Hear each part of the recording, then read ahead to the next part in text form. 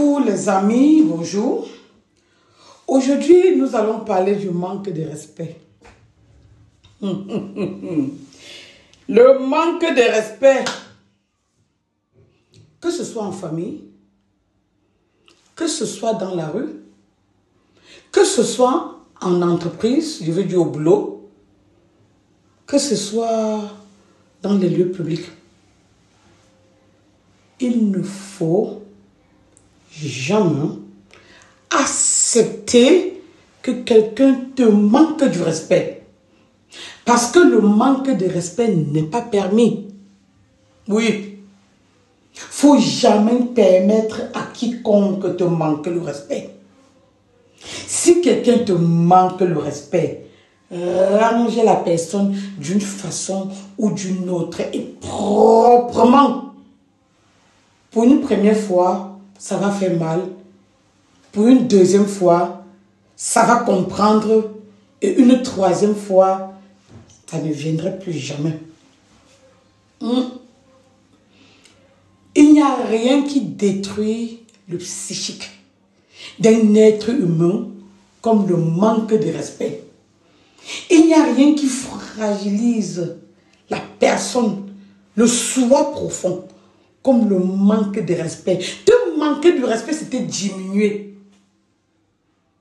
C'est te prendre pour un moins que rien. Toi, l'enfant de Dieu, est-ce que tu peux accepter que quelqu'un te prenne pour un moins que rien?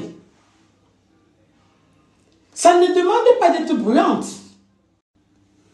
Parfois, ça demande tout simplement de regarder la personne, l'ignorer, ne pas réagir. Pour moi, c'est la meilleure formule quand quelqu'un te manque du respect.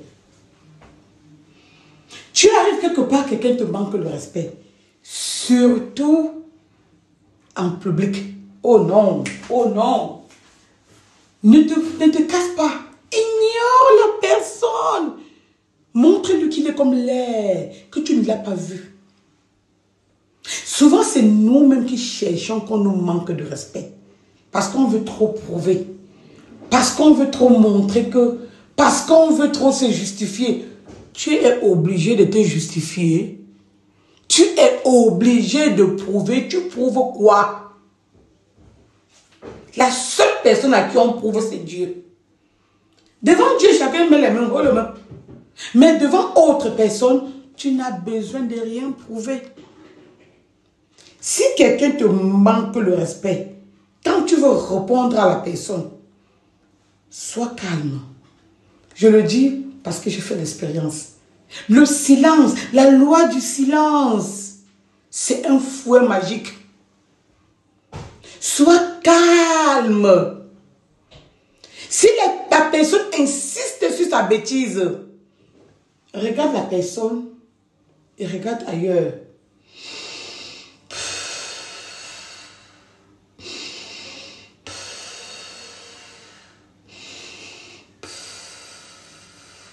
Tu inspires profondément, tu expires profondément, tu regardes la personne et tu l'ignores. Si tu veux un peu marcher,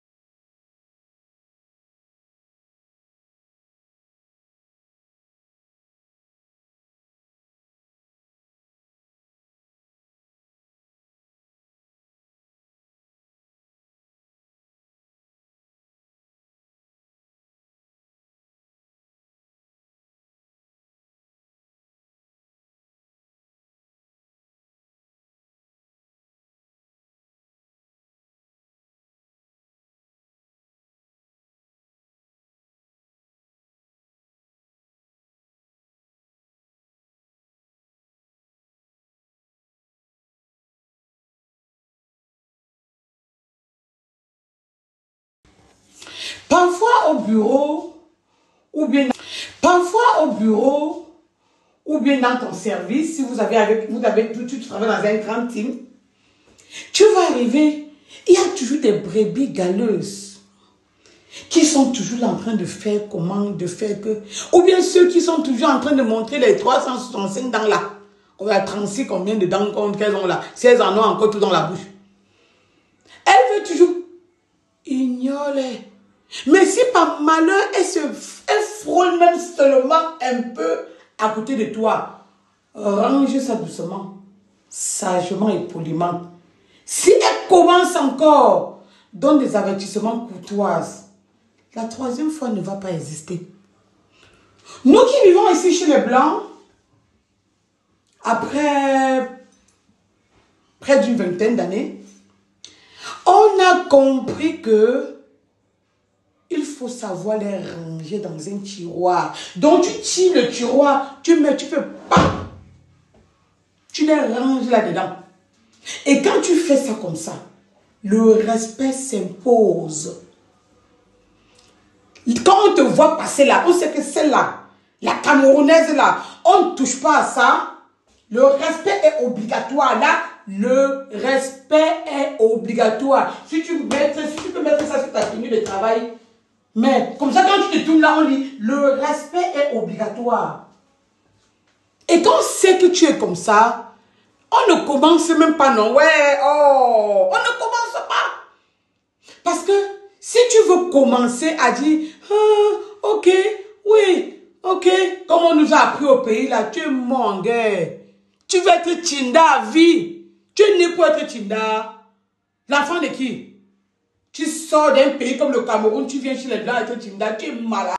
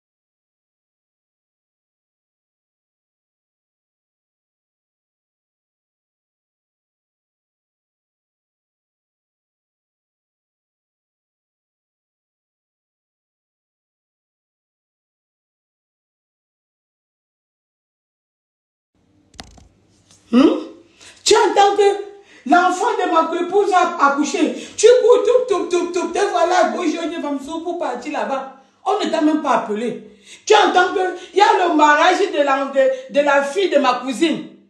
Tu n'es pas invité, tu vas où? Qui t'a invité? C'est comme ça que vous voulez qu'on vous manque le respect. Tu serais resté chez toi. On n'aurait jamais eu l'occasion de te manquer le respect. Le manque de respect n'est pas permis. Tu vois un enfant voir sa maman. Elle dit là, bonjour maman. La maman ne dit pas que bonjour ma fille. Elle dit oui bonjour, ça va toi? Et avec un regard, Si c'est moi l'enfant là, je ne te dirai plus moi jamais bonjour. Parce que je te dis bonjour avec toute la courtoisie, tu me réponds comme si j'étais n'importe quoi. Même si tu ne manges pas chez toi, même si tu dors au sol, ne permets jamais que quelqu'un avec son luxe ou bien avec son je ne sais quoi te manque un genre de respect. Oui. On attend que tu vas venir faire comme le Ndjormassi. Si tu fais le Ndjormassi, on va faire semblant de t'aimer. Mais le jour que tu commences à prendre conscience du fait que tu es un être cher, pour toi-même d'abord, pour Dieu et pour ceux qui t'aiment, ils vont commencer à te mépriser. Et pourquoi? Parce que tu n'es plus la moins que rien. Celle qui vient pour piler le tarot pendant que d'autres font la salade. Tu n'es plus celle qui vient pour attiser le feu du bois pendant que d'autres sont dans la grande cuisine pour chauffer la nourriture qu'on va manger. Tu n'es plus celle qui va aller ramasser, puiser de l'eau pendant que d'autres puisent leur part au robinet. Généralement, les parents envoient les enfants, surtout les enfants bien polis, les enfants courtois, les enfants bien élevés. On les envoie en Europe. Et quand ils arrivent en Europe, ils sont encore tellement courtois que les gens qui ne sont pas civilisés commencent à leur manquer le respect.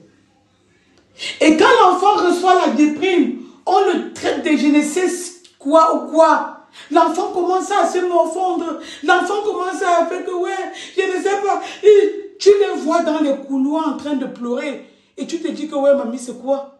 Mais ça, c'est encore tel qui a fait que... Je leur dis qu'arrête de pleurer vite. Tu pleures pourquoi? Tu viens d'un pays comme l'Afrique, tu pleures. Tu es beausailleuse et tu pleures. Tu n'as pas laissé les pleurs là dans l'aéroport ou bien dans la frontière où tu as traversé pour arriver ici. Quand on arrive ici, on dépose les pleurs là-bas ou la gare, à la gare routière ou bien à la gare voyageuse. Que ce soit le train, le bateau ou l'avion, tu déposes ça là-bas avant d'entrer.